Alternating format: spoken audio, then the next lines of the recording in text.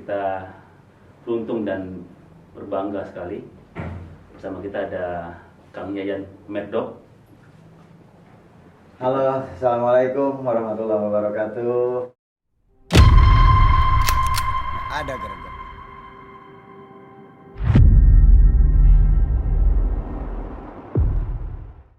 Waalaikumsalam warahmatullahi wabarakatuh. Senang sekali Kang. Waduh, sebuah kebanggaan ini.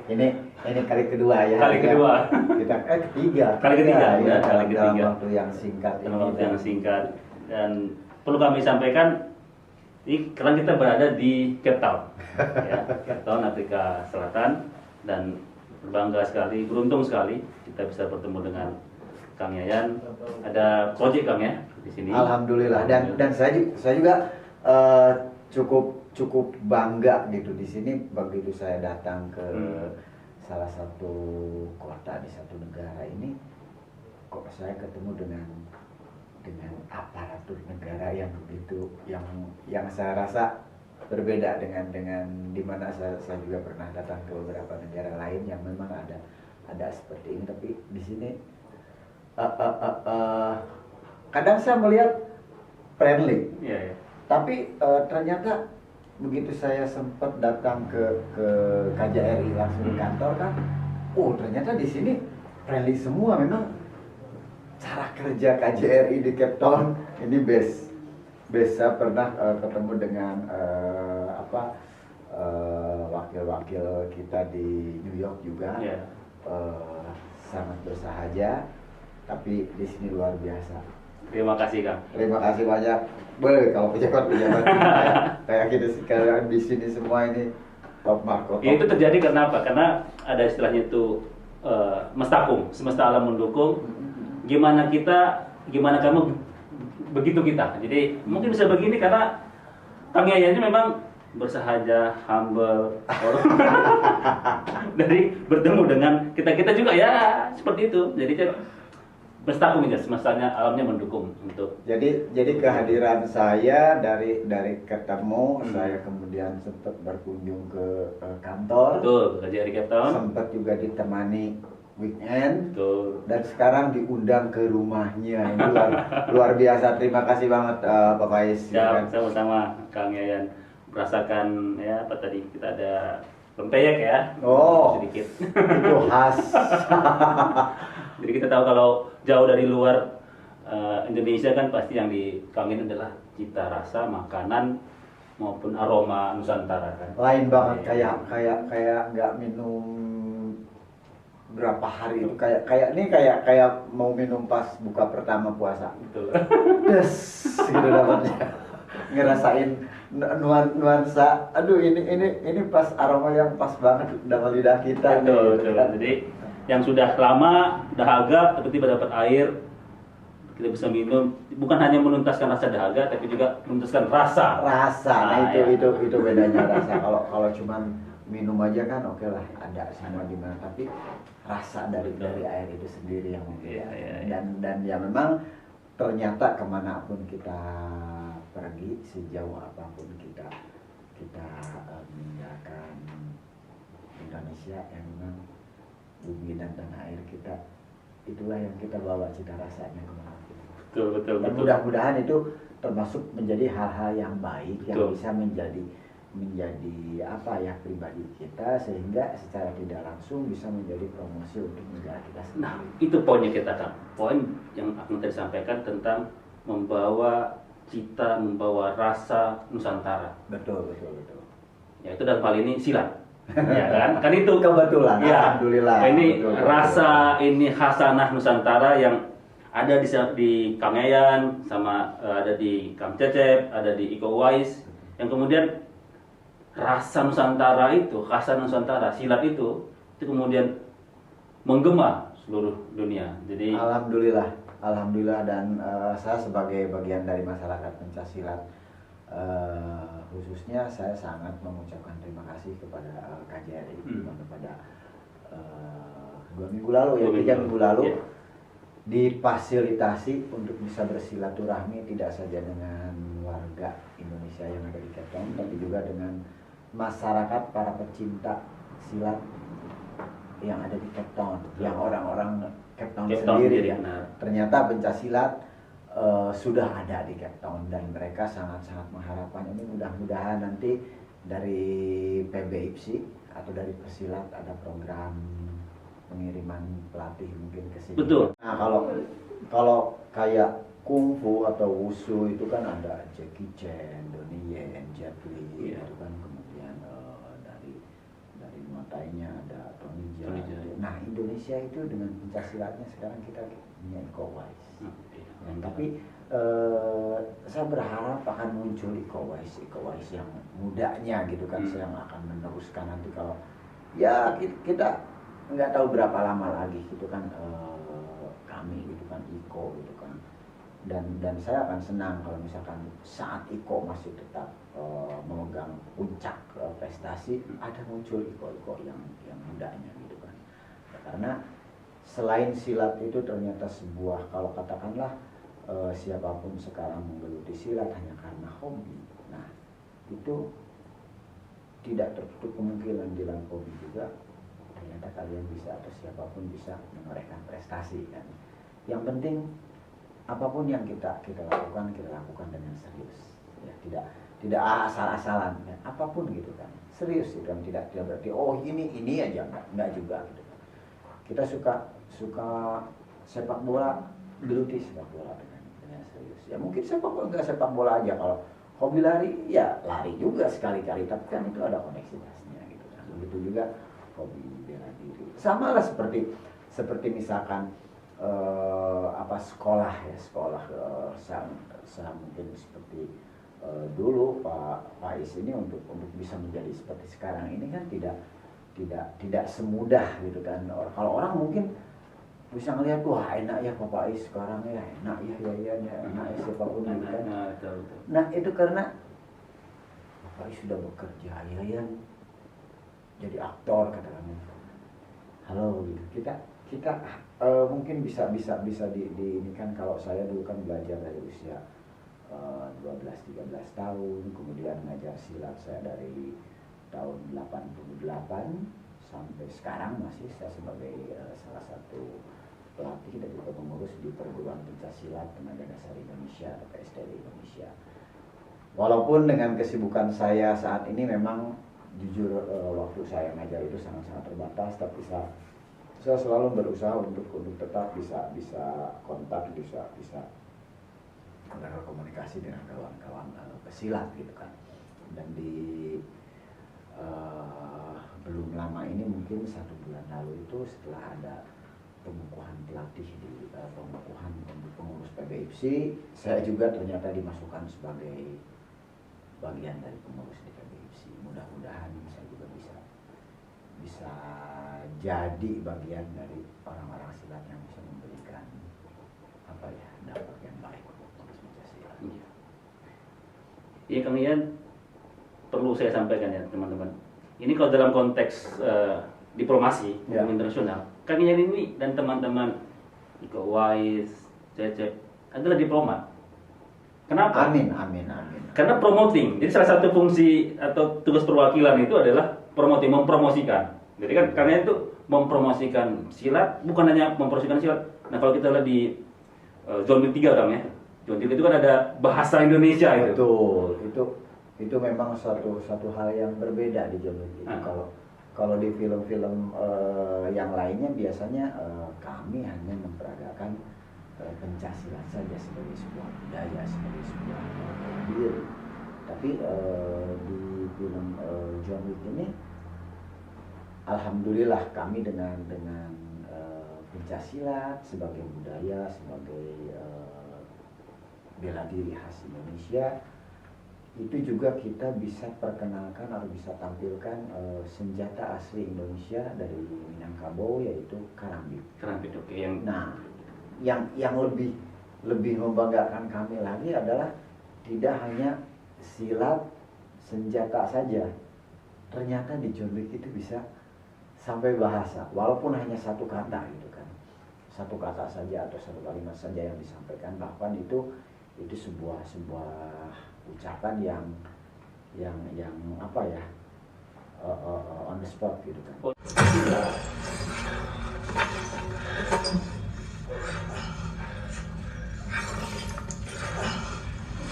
Sampai jumpa. Berarti itu bukan dalam skrip ya, sudah Nggak ada. on spot pada saat Betul-betul take itu gitu ya. jadi begitu saya dan Kang Cecep dibilang harus bergerak, karena kan sebelumnya dalam koreonya harus mati semua, harus bergerak, mereka kaget gitu kan, termasuk ya John Wick-nya. Jadi kalau Yayan sama Cecep bergerak, saya juga harus ngomong sesuatu, artinya si Yoga. Tapi dia bilang saya hanya ngomong dalam bahasa Indonesia. Wow, itu hal yang luar biasa buat saya gitu kan. Request dari Keanu Reeves sendiri ya, langsung ya. Asli. Oke. Jadi itu sebuah kebanggaan buat saya. Mudah-mudahan ini juga bisa menjadi kebanggaan buat kawan-kawan Iya, lain masyarakat buat Indonesia. Indonesia seluruhnya pada umumnya ya. Jadi kita berbangga dengan khasanah yang kita punya, Amin. dengan silat Nusantara yang kita punya, senjata-senjata Pastinya, yang kita pastinya. punya, bahasa yang kita punya. Nah Kang, ini kalau kita lihat komentar atau publik begitu ya, itu kan The Raid 2 itu sangat fenomenal tuh. Itu menjadi standar baru lah, benchmark baru dalam action, even Hollywood menjadikan standar gitu ya. Betul. Apa namanya, action, kalau mau bilang action, The Raid. Nah itu jadi apa namanya, standar. Kenapa kan? Kenapa itu jadi? Ya kalau dibilang memang beda, ya itu beda banget gitu kan. Tapi yang pasti saya berterima kasih sekali buat Gareth Evans dan sutradara ya, ya, The Raid sama The Raid. juga. Merantau juga ya? Merantau. Jadi sebagai Merantau, The Raid 2. ya betul. Jadi 3 film pertama saya itu memang diproduksi oleh PT Merantau Film. Terima kasih buat Merantau Film. Dan ini sebuah saya nggak tahu apakah ini memang sudah direncanakan, tapi kalaupun ini tidak direncanakan, ini sebuah perhitungan yang sangat-sangat tepat, di mana seorang Gareth membuat 3 film pertama buat kami itu, yaitu yang pertama Merantau, memperkenalkan silat sebagai sebuah budaya, yaitu dibungkus oleh budaya merantau. Merantau itu adalah sebuah budaya di daerah Minang, daerah Sumatera Barat. Kemudian melalui merantau itu, budaya merantau itulah di dalamnya diisikan yaitu silat. Silat pun hanya satu aliran di situ, yaitu silat harimau. Nah, karena kan silat harimau itu merupakan salah satu aliran silat yang cukup langka di sana dan tidak sembarangan orang untuk bisa berlatih silat itu. Kemudian film keduanya, setelah dia berhasil melalui film Merantau memperkenalkan silat sebagai sebuah budaya, dia perkenalkan silat sebagai sebuah bela diri di film The Raid. Jadi ada budaya yang terlihat sebagaimana seorang Iko Uwais mempermainkan karambit dengan gerakan yang sangat indah, kayak menari. Begitu di The Raid, itu bagaimana seorang Iko Uwais katakanlah tidak mau membunuh, tapi bagaimana dia bertahan hidup dengan cara-cara bela diri pencaksilat. Nah, sementara di film ketiga kami, yaitu Berandal atau The Raid 2, itu saya rasa Gareth memperkenalkan silat lebih luas lagi. Tidak hanya dalam sebuah ruangan, tapi dalam sebuah kehidupan, sampai akhirnya ketemu dengan sebuah geng dari luar negeri. Tidak hanya di Indonesia saja. Kalau dengan The Raid itu kan bagaimana silat menjadi sebuah senjata untuk mempertahankan hidup. Kalau di Berandal atau di The Raid 2 itu skopnya lebih jauh lagi, karena perjuangannya tidak hanya melawan orang-orang dari dalam negeri sendiri, tapi orang dari luar. Jadi pencaksilatnya sendiri udah mendunia. Jadi dari sebuah budaya yang sangat langka, yang tertutup, kemudian muncul sebagai sebuah alat bela diri.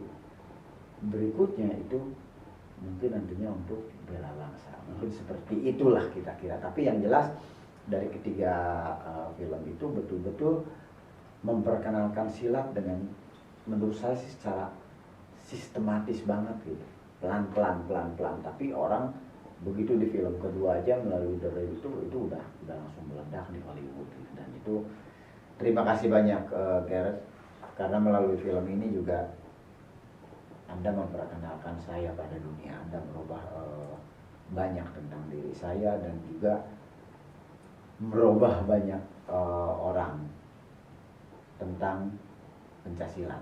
Dan sampai saat ini pencaksilat alhamdulillah makin dikenal banyak orang. Berarti special credit ini goes to Gareth Evans ya, karena bisa mempromosikan, bisa mengangkat dan memperlihatkan Betul.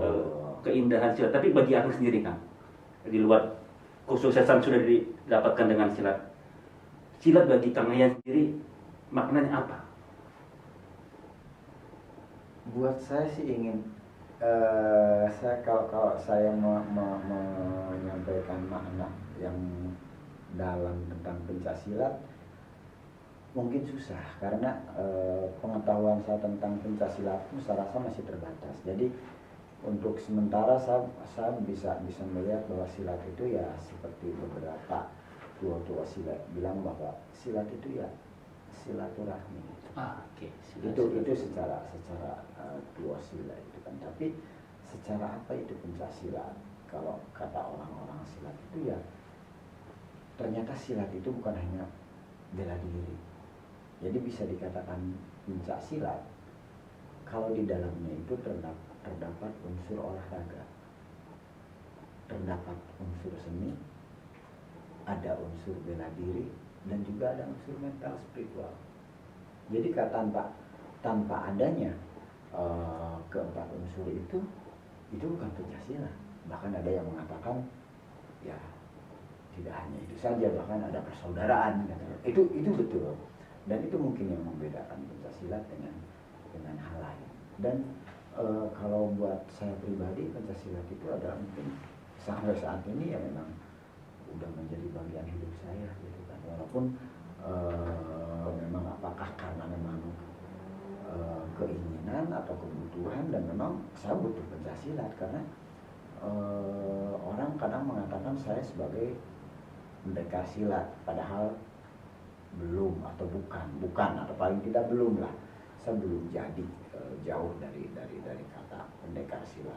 Tapi kalau saya seorang pencinta silat ya, dan itulah yang menjadi kenangan saya, karena silat itu memang banyak sekali alirannya, banyak sekali perguruannya. Jadi kalau kita hanya baru mengenal 1 atau 10 perguruan aliran, ya buat saya sih mungkin itu hanya sepersekian dari jumlah silat yang ada gitu kan. Jadi kalau kita merasa hebat di perguruan kita, belum tentu dengan perguruan lain gitu. Jadi silat itu banyak, tapi yang pasti bahwa silat itu adalah bagian dari budaya bangsa yang mudah-mudahan seberapa banyak pun bendera pencaksilat, berapa banyak pun aliran pencaksilat, itu bukannya sebuah perbedaan. Pencaksilat tetap pencaksilat, menjadi satu bagian dari ciri khas budaya kita, dan pencaksilat adalah sebuah bela diri, sebuah seni, sebuah bagian dari olahraga, dan juga melalui pencaksilat kita bisa mengasah mental spiritual kita. Amin. Sangat komplit ini, kalau paket ini paket komplit ini. Karena selain itu semua, yang jelas sekarang dari sisi ekonomi Kang ya, mendapatkan banyak manfaat. Alhamdulillah, melalui pencaksilat Tuhan banyak Memberikan jalan ya. Apa yang bahkan tidak pernah saya bayangkan, termasuk katakanlah dengan pekerjaan saya yang katakanlah sebagai orang bilang aktor itu, ini bukan sebuah cita-cita saya gitu kan. Saya nggak pernah membayangin bahwa saya akan menjadi bagian dari pekerja seni yang bekerja di depan kamera gitu. Saya nggak pernah begitu. Saya selesai SMA, saya tidak bisa kuliah karena dengan kondisi orang tua. Tapi buat saya sudahlah, apa yang saya sukai saya lakukan selama itu baik dan positif, saya lakukan dengan tulus, saya tekuni gitu kan, sampai akhirnya ya silat inilah gitu kan salah satunya gitu kan. Karena dulu saya suka main bola juga suka, bulu tangkis juga suka, silat juga suka, tapi akhirnya saya ketemu dengan perguruan PSTD ini, dan ya melalui pencak silat di PSTD inilah yang akhirnya mempertemukan saya dengan seorang Gareth Evans. Kemudian Gareth Evans lah yang membukakan saya juga, memberi kesempatan, akhirnya saya bisa jalan di jalur seperti yang saya lakukan selama ini, dan saya tetap dengan pencak silat. Oke, berarti melakukan suatu hal yang sesuai dengan passion atau sesuai dengan keinginan kita secara konsisten, kemudian dengan itu mendapatkan jalan yang mendapatkan manfaat. Betul sekali. Saya rasa apapun, siapapun, dan dimanapun, kalau misalkan kita melakukan sesuatu itu dengan hati. Kalau orang seniman bilang lakukan dengan hati akan sampai ke hati. Ya. Jadi jangan berapa banyak kita dapat, tapi berapa besar kita bisa. Jadi jangan berapa banyak kita dapat, tapi harus berapa besar kita bisa memberikan, bisa melakukan, bisa mencintai, terutama satu dan terutama kalau buat saya sih, kalau melakukan sesuatu jangan pernah berharap dulu, kecuali harapan untuk bisa memberikan yang terbaik dulu. Itu dulu. Karena kalau kita harapan kita untuk bisa berbuat yang terbaik, maka apa yang kita lakukan dengan baik itu akan memberikan feedback mungkin jauh lebih banyak dari apa yang kita harapkan kalau kita memang pernah berharap. Kecintaan kita dan pastinya ketulusan kita. Jadi mungkin kalau ada orang bijak bilang itu ya kerja itu memang kita harus kerja keras, kerja cerdas, tapi jangan lupa kita juga yang penting itu harus ikhlas. Oke. Karena Kerja keras, cerdas, jadi ikhlas ya. Siap. Nah, ini tagline tambahan baru nih, keras, cerdas, dan ikhlas. Ya, pasti dengan itu kita bisa sukses. Insya Allah pasti sukses. Insya Allah. Nah, Kang, merantau sukses ya, ini kita sukses nih, The Raid sukses, The Raid 2 atau berandal sukses. Publik selalu nanya, kapan The Raid 3-nya? Nah itu, ini mudah-mudahan ini. Halo Gareth. Selalu The Raid 3. kemana-mana orang lagi. Kapan The Raid 3 gitu. Lagi ya, jadi di beberapa negara yang sempat saya datangi selalu orang tanya, kapan The Raid 3? Gareth.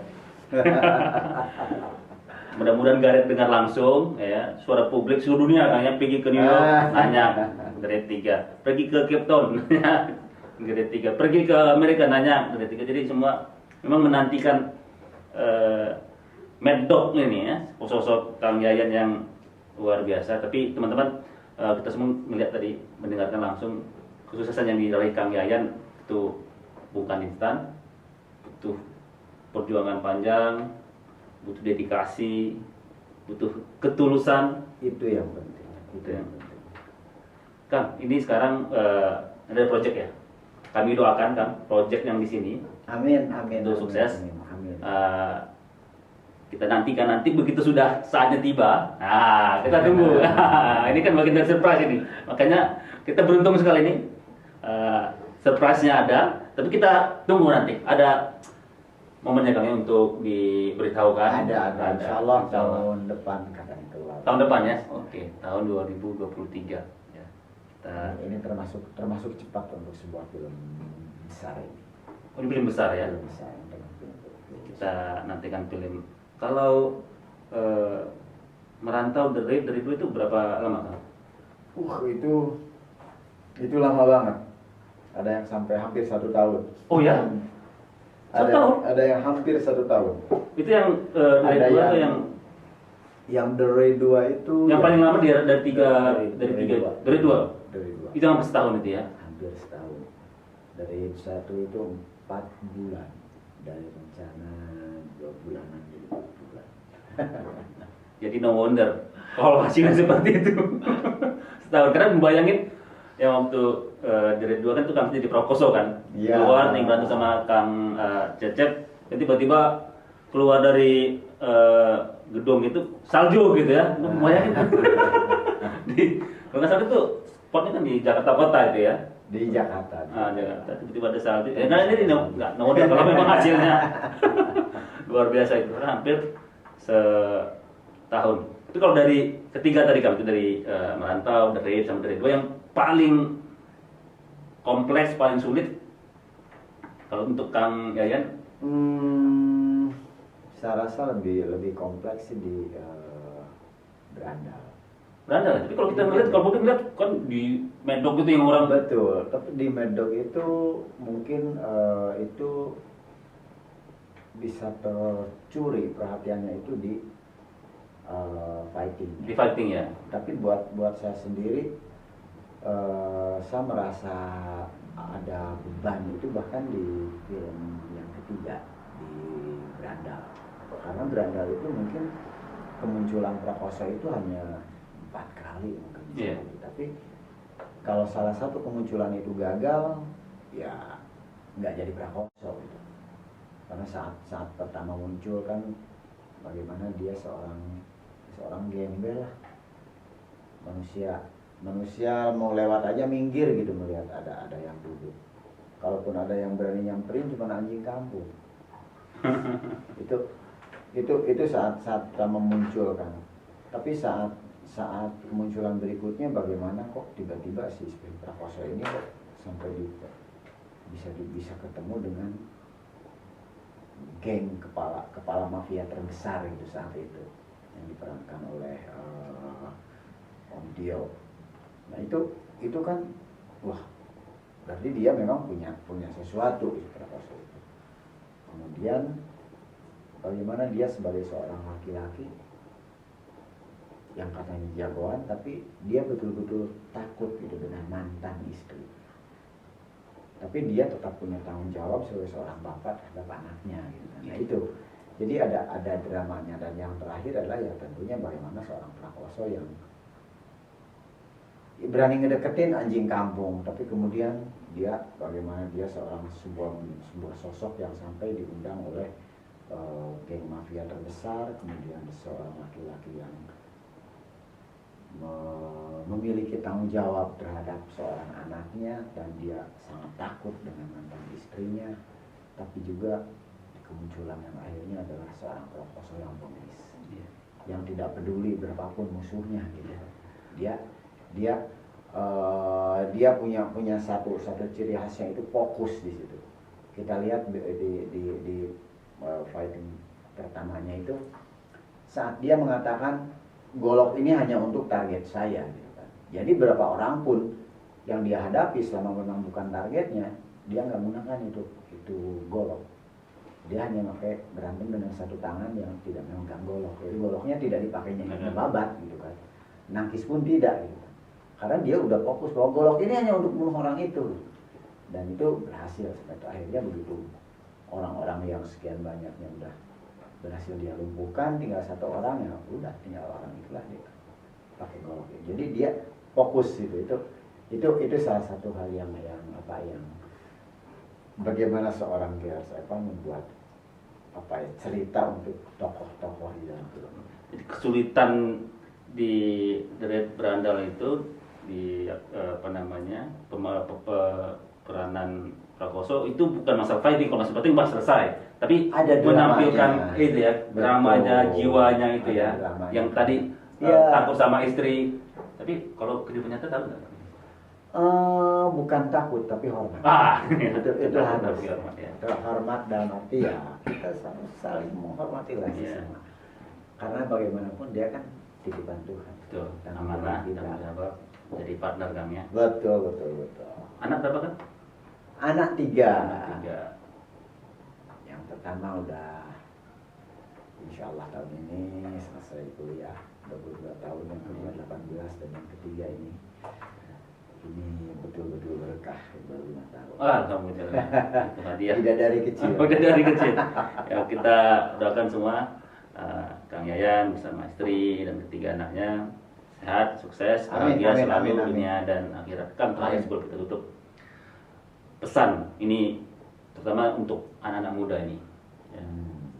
Dan kalau Kang Yayan sudah melewati semua itu asam, garam, hijau, biru, semua warna sudah diketahui, sudah dirasakan. Nah, ini pesan-pesan khusus yang perlu tekankan kepada kita ini, teman-teman muda yang masih merintis, masih galau untuk meraih sekarang. Oh, ini sukses, mau sukses, tapi ini ada proses.